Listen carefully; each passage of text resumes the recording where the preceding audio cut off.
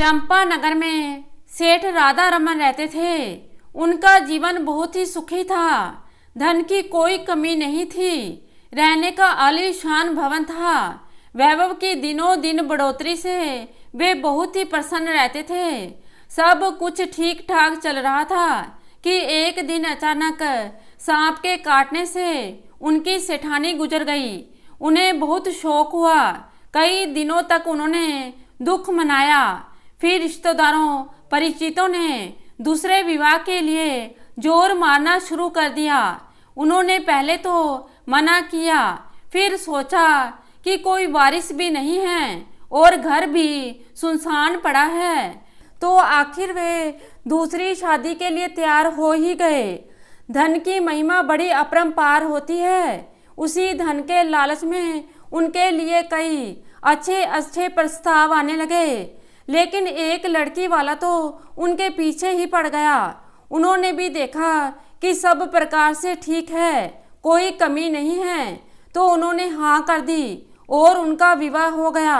उनका जिस बेला नाम की लड़की से विवाह हुआ था वह उनसे आधी उम्र की थी और अत्यंत सुंदर थी, पर उसके माँ बाप ने संपत्ति के लालच में उसका विवाह कर दिया था। वह अपने ससुराल में आ गई और बड़े ही आराम से रहने लगी। वह बहुत ही खुश थी। उसने अपने गरीब घर में इतना सुख नहीं उठाया था, पर जहाँ अच्छे लोग होते हैं वहाँ बुरे लोग भी होते हैं। यह हर जगह का चलन है। हर जगह कुछ न कुछ लफंगे भी होते हैं। तो वहाँ भी 2-4 लफंगे ऐसे थे जो घूम घूम कर ऐसे ही शिकार ढूंढते थे कि कहीं किसी के बेमेल शादी हुई हो तो मनोरंजन के लिए उसको अपने चक्कर में फंसाना आसान हो जाता है। ऐसा ही रमेश नाम का एक लफंगा था जो किसी काम का नहीं था। इधर उधर मारा मारा घूमता था। शराब जुआ नशे का आदी था।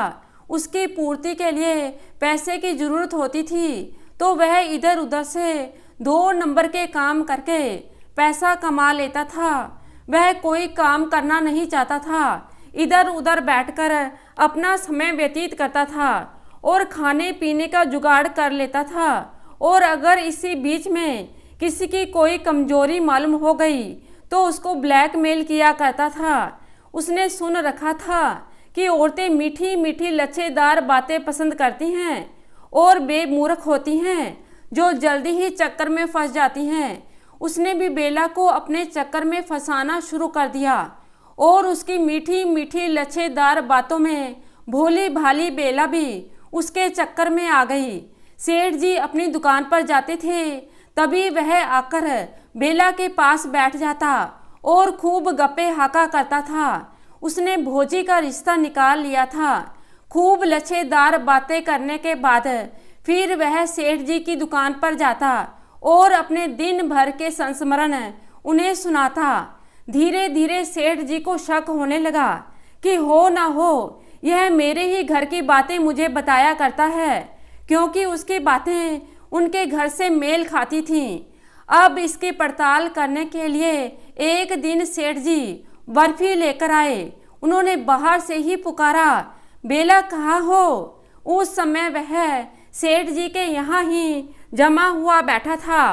अचानक सेठ जी को आया देखकर रमेश हड़बड़ा उठा और बेला से बोला, भोजी अब हम कहाँ जाएं, कहाँ छुपें? सेठ जी मुझे यहाँ बैठा देखेंगे तो मार ही डालेंगे। ऐसा करो तुम मुझे इस चटाई में लपेट दो और मैं कोने में खड़ा हो जाता हूँ। उसने पास पड़ी हुई चटाई को देखते हुए कहा। बेला ने झटपट चटाई में लपेटकर उसको कोने में खड़ा कर दिया। तब तक सेठ जी अंदर आ गए और उन्होंने बेला से कहा, देखो मैं यह बर्फी लाया हूँ, आओ बैठकर बर्फी खा लो। बेला आकर बैठ गई।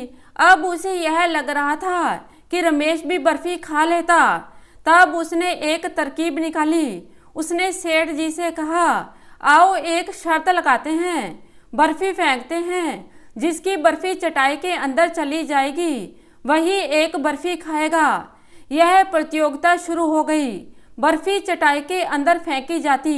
जिसकी बर्फी चटाई के अंदर चली जाती वही बर्फी खाता। इस तरह से आधा से ज़्यादा बर्फी तो रमेश ही गटप गया। दूसरे दिन रमेश ने सेठ जी की दुकान पर जाकर यह किस्सा बड़ा रस लेकर सुनाया। अब तो सेठ जी को पक्का विश्वास हो गया था कि यह तो मेरे ही घर का मटिया मेट कर रहा है। यह किस्सा तो मेरे घर का और मेरा ही है। गुस्से को पीते हुए इस अप्रिय प्रसंग को बदलने के लिए सेठ जी ने जिक्र किया कि वह कहीं गए थे तो उन्होंने देखा था कि एक तरबूज की बेल पर खरबूजे लगे हैं। बड़े ही गर्व से उन्होंने बताया, कोई संकर बीज इजाद किया गया है, उसमें तरबूज की बेल पर खरबूजा लगता है, ऐसा हो ही नहीं सकता। रमेश बोला, पहली बात तो ऐसा बीज है ही नहीं, और अगर ऐसा बीज आप ले भी आए तो मैं गारंटी से कहता हूँ कि वह उगेगा ही नहीं। सेठ जी तो पहले से ही चिढ़े हुए थे। वे तमक कर बोले, क्यों नहीं हो सकता है? सेठ जी ताव में आकर बोले, तो फिर लगा लो शर्त। रमेश ने कहा, अगर मैं जीत जाऊं तो? सेठ जी क्रोध में बोले, तू जो भी कहेगा मैं वही तुझे दूंगा। ठीक है, अगर मैं शर्त जीत जाऊंगा तो जिस चीज पर मैं हाथ रख दूंगा वही मेरी हो जाएगी। रमेश ने कहा, सेठ जी की शर्त लगाने की आदत को वह खूब जानता था, इसलिए उसने उकसाने वाली एक योजना बनाई थी। सेठ जी ने कहा, ठीक है, मुझे मंजूर है। रमेश ने आकर बेला से कहा कि तुम इन बीजों को थोड़ा आग में भून दो। उसने ऐसा ही किया, बीजों को आग में भून दिया, फिर उन्हें बोया गया। उनकी खूब देखभाल हुई, मगर बीज जमा ही नहीं। सेठ जी शर्त हार गए। अब शर्त पूरी करने की बारी थी। उसने कहा, मैं दूसरे दिन आऊँगा और जिस चीज़ पर हाथ रख दूंगा वही मेरी हो जाएगी। सेठ जी अच्छी तरह जानते थे कि वह सेठानी पर हाथ रखेगा। अब वे बहुत ही चिंतित हो गए। ऐसे समय में उन्हें अपने मित्र झगड़ बेग की याद आई। असल में नाम तो उनका माधव चंद्र था, लेकिन झगड़ों को बड़ी फुर्ती से निपटा देते थे, इसलिए उनका उपनाम झगड़ बेग हो गया था। बड़े से बड़े झगड़े को चुटकियों में सुलझा देते थे। सेठ जी उन्हें बुलाने के लिए चल पड़े, लेकिन वहां जाने पर पता चला कि वह अपने बेटे के ससुराल गए हैं, पता नहीं कब लौटेंगे। वहां कोई झगड़ा हो गया था। बेटे के ससुराल वाले उनको बुलाकर ले गए थे।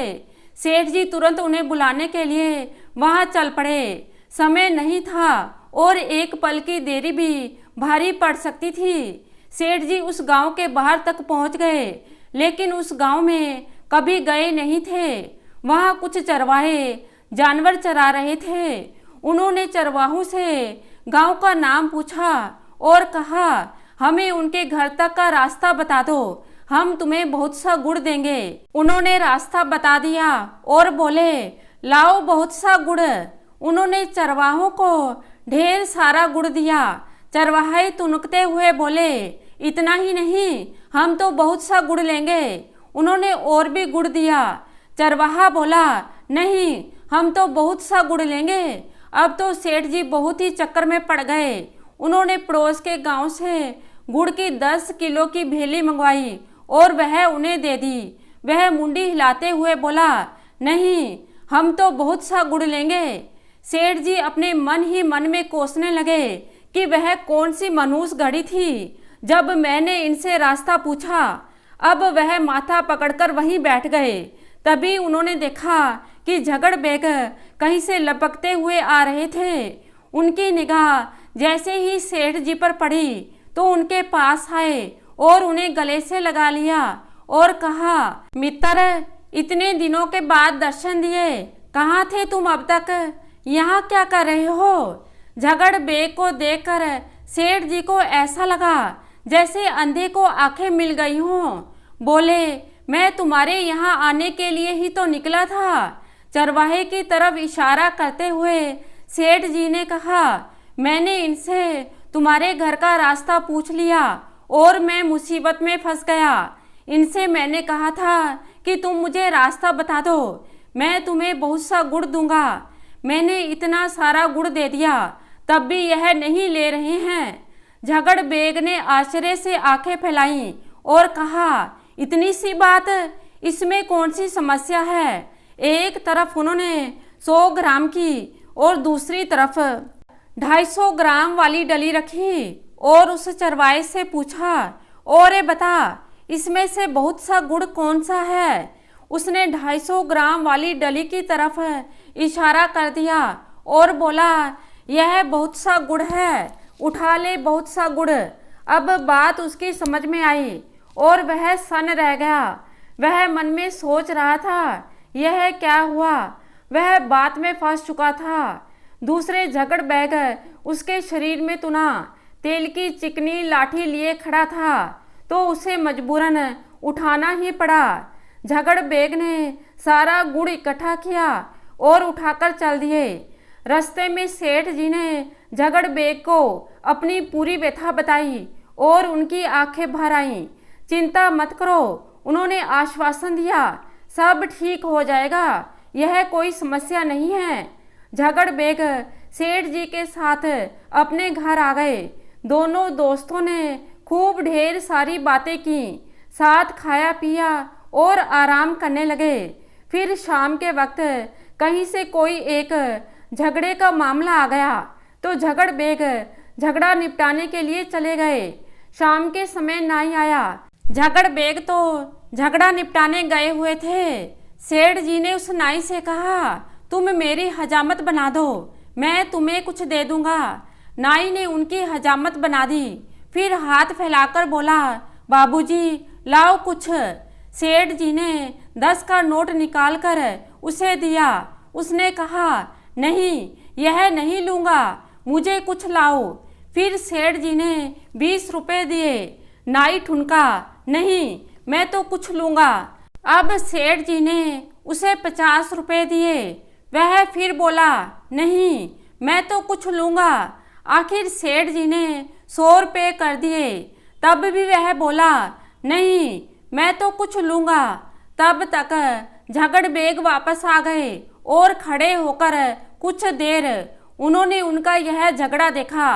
सारा मामला उनकी समझ में आ गया, क्योंकि वे झगड़ापुर गांव के रहने वाले थे, तो यहाँ इस गांव के पूरे लोग ही झगड़ालू थे। सेठ जी ने कहा, मैंने इससे कहा कि मेरी हजामत बना दो, मैं तुम्हें कुछ दूंगा। अब मैं इसे 100 रुपये तक दे रहा हूँ, यह तब भी नहीं ले रहा है, कह रहा है मैं तो कुछ लूँगा। झगड़ बेग नल के पास गए और पानी से भरे जग में 1 रुपये का सिक्का डालकर वापस लौटे और आकर नाई से बोले, अरे जरा नल से वह पानी का जग ले आ। नाई जग लेने गया और जग में झाँक कर बोला, बाबूजी इसमें तो कुछ है। झगड़ बेग ने कहा, कुछ है तो निकाल ले। नाई के चेहरे पर भी वही भाव था। यह क्या हुआ? नाई ने रुपए निकाल लिया और मजबूरी में वहां से चला गया, क्योंकि वह बात में फंस चुका था। झगड़ बेग ने कहा, मैं तैयार हो रहा हूँ, तब तक तुम थोड़ा घूमते फिरते हुए निकलो। रास्ते में एक जगह झगड़ा हो रहा था। एक आदमी अपनी पत्नी को गंदी गंदी गालियां दे रहा था, जिसे सुनकर सेठ जी बोले कि तुम बड़े बेशर्म हो। असल में वह जुनूनी था, जुनून में वह कुछ भी कर सकता था। गंदी गालियां देना उसकी आदत में शुमार था। उसकी सेठ जी से झड़प हो गई। सेठ जी ने जब उससे कहा कि तुम बड़े बेशर्म हो, तो उसे गुस्सा आ गया। उसकी समझ में उसने बेशर्मी वाली कोई भी बात नहीं की थी। सेठ जी को भी गुस्सा आ गया। उन्होंने कहा कि तुम इससे ज़्यादा बेशर्मी क्या कर सकते हो? वह बोला, मैं ऐसी बेशर्मी कर सकता हूँ जो तुम सोच भी नहीं सकते। सेठ जी बोले, नहीं कर सकते हो? क्यों नहीं कर सकता हूँ? लगा लो शर्त, अगर मैं जीत गया तो तुम्हें अपनी यह अंगूठी और चेन देनी पड़ेगी। सेठ जी ने कहा, ठीक है, अब बेशर्मी तुम क्या कर सकते हो बताओ? वह अकड़ते हुए बोला, अब यह सड़क चल रही है, लोग आ जा रहे हैं, मैं बीचों बीच सड़क पर बैठकर निपट सकता हूँ। ऐसा कहकर वह बीचों बीच सड़क पर लोटा लेकर बैठ गया। लोटा उसके हाथ में ही था। झगड़े से पहले वह दिशा मैदान को ही जा रहा था, तब तक पत्नी से झगड़ा हो गया और फिर सेठ जी से मुठभेड़ हो गई। मौके पर मौजूद दर्शक जो वहां पर जमा थे वे भाग गए।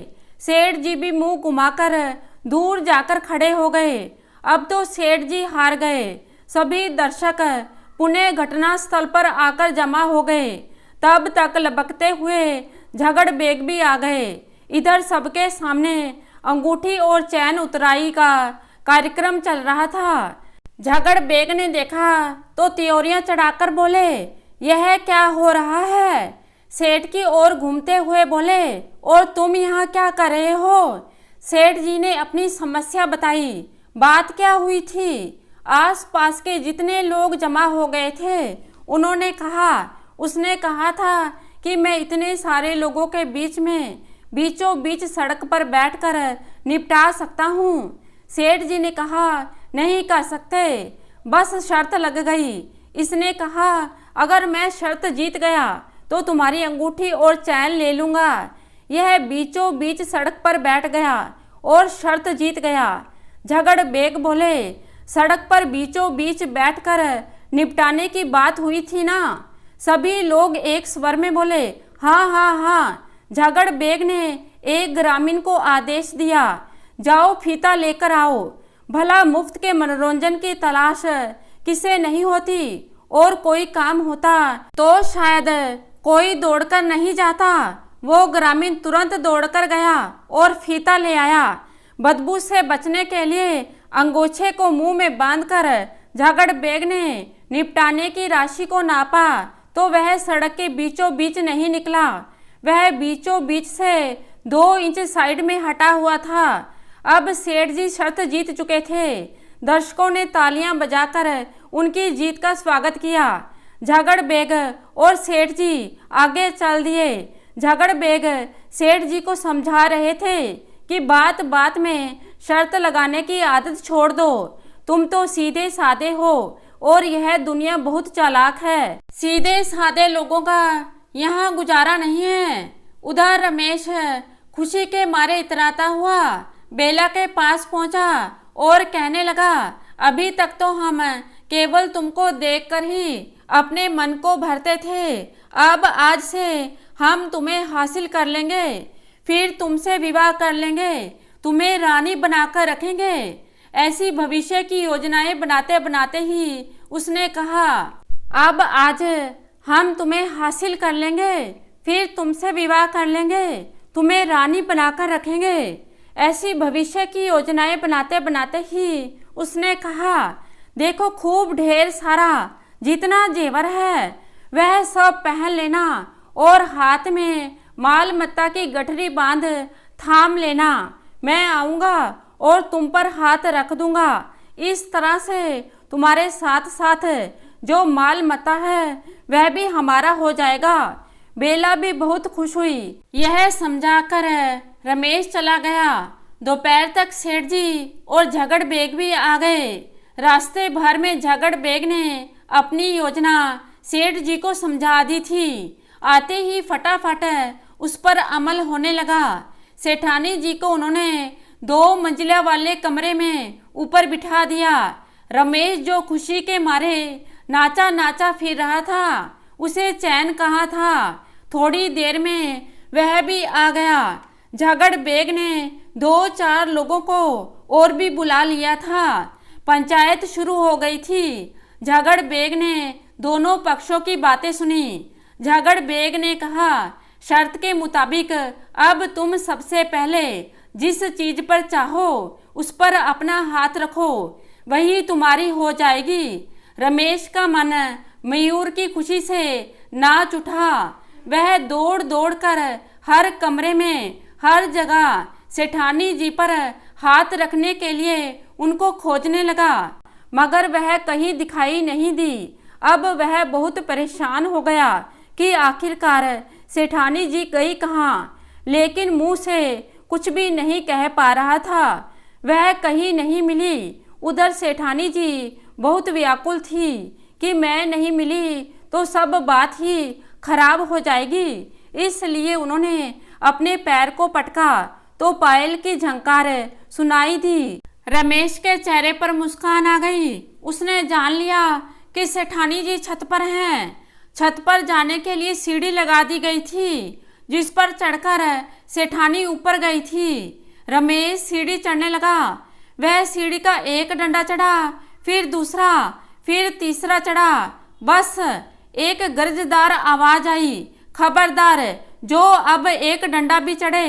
बेईमानी की भी हद होती है। तुमने सीढ़ी के एक डंडे पर हाथ रखा, मैंने कुछ नहीं कहा। फिर तुमने दूसरे पर हाथ रखा तो मैंने कुछ नहीं कहा। हद तो तब हो गई जब तुमने तीसरे डंडे पर भी हाथ रख दिया। झगड़ बेग लाठी लिए हुए मुस्तैद खड़े थे। उन्होंने सेठ जी से कहा, सेठ जी देखते क्या हो, सीढ़ी के 3 डंडे निकाल कर उसको दे दो। हम फिर भी इसकी बेईमानी सहन किए जा रहे हैं। कायदे में तो इसका एक ही डंडा बनता है। अरे भाई, यही तो शर्त थी कि तुम जिस चीज पर सबसे पहले हाथ रख दोगे वही तुम्हारी हो जाएगी। नौकर ने सीढ़ी के 3 डंडे उखाड़कर रमेश को थमा दिए। वह सिर झुकाकर चुपचाप वहां से डंडे लेकर चला गया। वह मन ही मन में रोता जा रहा था। हाय, यह क्या हुआ? यह मनुष्य झगड़ बेग बीच में कहां से आकर टपक पड़ा। रमेश के घर पर आज 2 मेहमान आए हुए थे। रमेश घर पर नहीं था। वह कहीं दूसरी जगह काम धंधा देखने गया हुआ था। घर पर रमेश की माँ, पत्नी, उसके 2 छोटे छोटे बच्चे और पिताजी थे। जो रोबदार सज्जन आए थे उनके साथ में एक घूंघट किए हुए स्त्री भी थी। उन्होंने अपना परिचय दिया। रमेश के पिताजी से बोले, दद्दू पहचाना? उन्होंने धुंधली आंखों को ऊपर उठाया, बोहें सिकोड़ कर पहचानने की कोशिश की, फिर नाकाम रहने पर सूँ कुचाते हुए बोले, नहीं पहचान पाया। अपने ममेरे भैया गंगा दीन के साले सुंदर को भूल गए? उन्हीं का बेटा हूँ मैं। आज बहू को विदा करा इधर से गुजर रहा था तो सोचा एक दिन की मेहमानी खा लूं। मौका लग गया तो देख लूं। जा बहुरिया, तू भीतर जा। बहू भीतर गई तो उसे उल्टी होते होते बची। दुर्गंध का एक भभका उसकी नाक से टकराया। फटे पुराने कपड़े पहने हुए 2 बच्चे, रमेश की बीवी, बड़े ही फटे हाल थे। थोड़ी ही देर में उसकी बीवी से बहू की घनिष्ठता हो गई। बहू ने पूछा, तुम्हारा इतना हाल खराब है, क्या तुम्हारे पति कुछ नहीं करते? तो वह फूट फूट कर रोने लगी। उसकी बीवी ने बताया कि उसका पति तो बिल्कुल निकम्मा है, जुआरी शराबी है, जालसाज है, कोई काम धंधा नहीं करता। थोड़े दिन उसने एक बेवकूफ़ सेठ और उसकी बेवकूफ़ पत्नी को फंसाया था, लेकिन कुछ बात बनी नहीं। अब बहू और नहीं सुन सकी। वह तीर की तरह बाहर आई और अपने ससुर से बोली, चलो यहाँ से, अभी मिनट भी नहीं रुका जाता। मेहमान ने क्षमा मांगी और कहा, लगता है बहू का यहाँ मन नहीं लग रहा है। और वह दोनों चले गए। बेला फूट फूट कर रो रही थी और कह रही थी, मुझे नहीं पता था कि रमेश इतना धोखेबाज है, इतना झूठ बोलता है। उसने तो कहा था कि उसका तो विवाह भी नहीं हुआ है। सेठ जी उसको धैर्य बना रहे थे। उसे मुझसे संपत्ति चाहिए थी। झगड़ बेग ने इशारे से मना किया और धीरे से कहा, इसे रो लेने दो, इससे दिल का बोझ हल्का हो जाएगा, इसके दिल की भड़ास निकल जाने दो। मैं तो इसे रमेश के घर लेकर इसलिए गया था कि वह वहाँ की असलियत देख ले, नहीं तो कल को कोई दूसरा रमेश आ जाएगा और उसके मन में भी मलाल रहता कि मेरे साथ जबरदस्ती हुई है। वह इस घर के लिए कभी वफादार नहीं होती। अब इसका मन निर्मल हो रहा है। क्योंकि इसने दुनियादारी देख ली है। झगड़ बेग बेला को समझा रहे थे, बेला तुमने दुनिया नहीं देखी है, यह दुनिया बहुत चालू है, यहाँ कदम कदम पर धोखे हैं। सच कहते हो, बेला ने कहा, और बेला ने आंसू पोंछे और नए सिरे से अपने घर को संवारने के लिए उठ खड़ी हुई। थोड़ी ही देर में ठंडी लस्सी तैयार कर कर लाई, झगड़ बेग और सेठ जी को पिलाई। झगड़ बेग भी अपने घर जाने के लिए तैयार होकर खड़े हो गए और मुस्कुराते हुए कहा, अच्छा भाई, अब मैं चलता हूँ। सेठ जी ने आग्रह किया, थोड़ा यहाँ भी रुको। नहीं नहीं भाई, तुम्हारी जैसी कितनी ही गृहस्थियाँ मेरा इंतजार कर रही होंगी, पर इतना जान लो, अब तुम्हारी गृहस्थी बिल्कुल पक्की हो गई है, इसमें कोई भी दरार नहीं आ सकती। ऐसा कहकर झगड़ बेग वहां से चले गए। सेठ जी आंखों में आंसू भरे हुए उनको जाता हुआ देख रहे थे। तो दोस्तों, कैसी लगी आज की कहानी? आशा करती हूँ कहानी को पसंद करेंगे। धन्यवाद।